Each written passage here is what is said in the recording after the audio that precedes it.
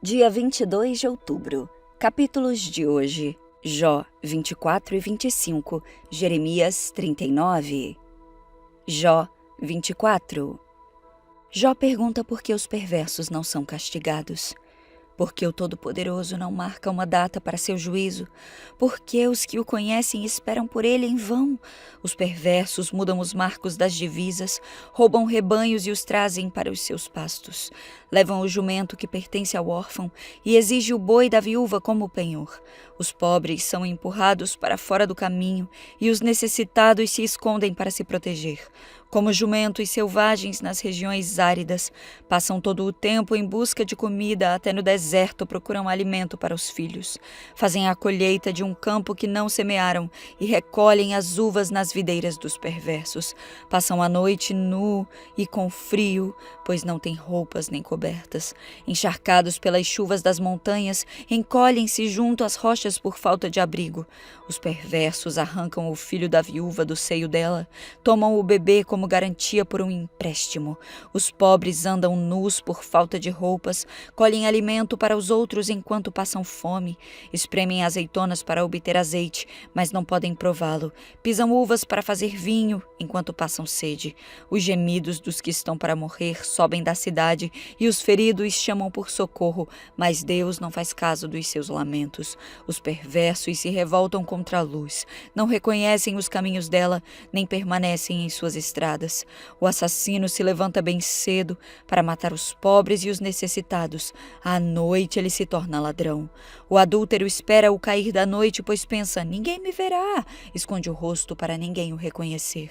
Os bandidos arrombam casas à noite e dormem durante o dia. Não estão acostumados com a luz.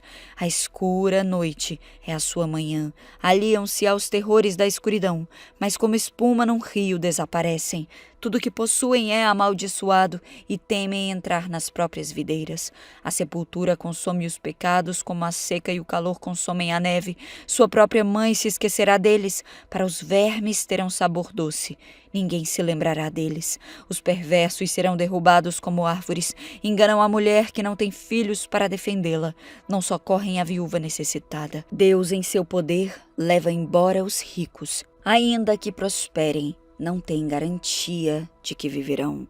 Talvez lhes seja permitido ficar em segurança, mas Deus os vigia sem cessar. Ainda que sejam importantes agora, depressa desaparecerão, como todos os outros, cortados como espigas de cereal. Acaso alguém pode afirmar o contrário? Quem pode provar que estou errado? Jó 25. Então Bildade de Suá respondeu: Deus é poderoso e temível. Ele impõe a paz nos céus. Quem pode contar seu exército celestial? Acaso sua luz não brilha sobre toda a terra? Pode algum mortal ser inocente perante Deus? Pode alguém nascido de mulher ser puro? Deus é mais glorioso que a lua, brilha mais que as estrelas. Comparados a ele somos larvas, nós, mortais, não passamos de vermes. Jeremias 39. A queda de Jerusalém. Em janeiro do 9º ano do reinado de Zedequias, rei de Judá, Nabucodonosor, rei da Babilônia, chegou com todo o seu exército para cercar Jerusalém. 2 anos e meio depois, em 18 de julho, no 11º ano do reinado de Zedequias, foi aberta uma brecha no muro da cidade. Todos os oficiais do exército babilônio entraram e se sentaram junto ao portão do meio.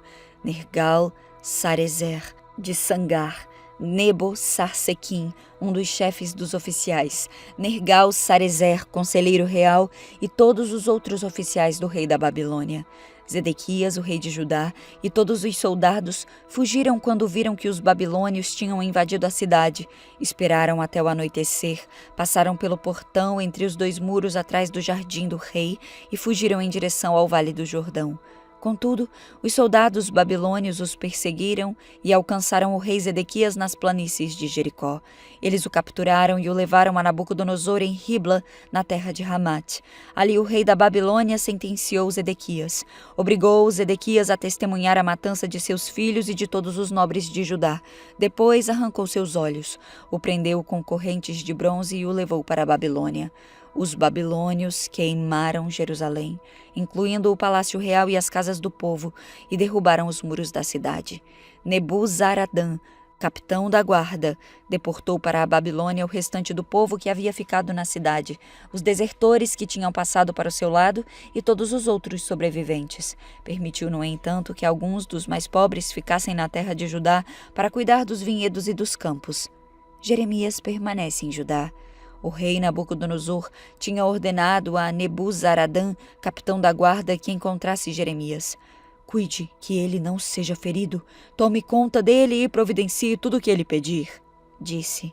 Então Nebuzaradã, capitão da guarda, Nebuzasban, um dos chefes oficiais, Nergal-Sarezer, conselheiro real, e outros oficiais do rei da Babilônia, mandaram tirar Jeremias da prisão.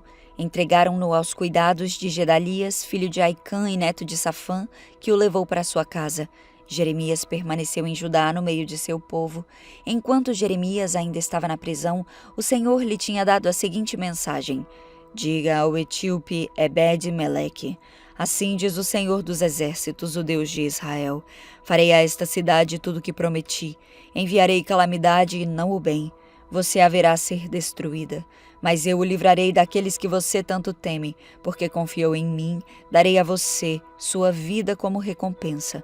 Eu o resgatarei e o protegerei. Eu, o Senhor, falei.